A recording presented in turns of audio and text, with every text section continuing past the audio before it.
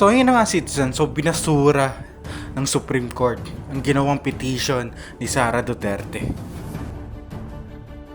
And ito pa, magandang balita para sa prosecution. Prove na kasi yung tatlong request nila.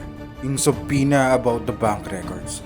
And dun sa mga witnesses. And the request to admit the key evidence in the record.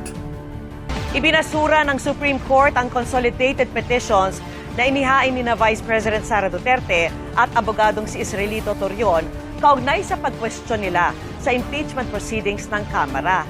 Lumagpas umano sa constitutional authority dahil mangalap ng ebidensya sa pagdinig.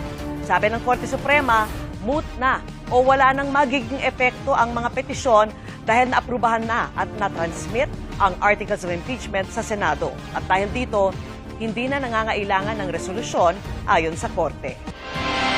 So yun na nga, so bakit kailangan mag-submit pa ng petition? And kung wala ka naman talagang ginagawang kasalanan?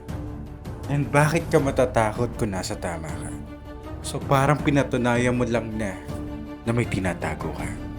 Or natatakot ka malaman ang katotohanan.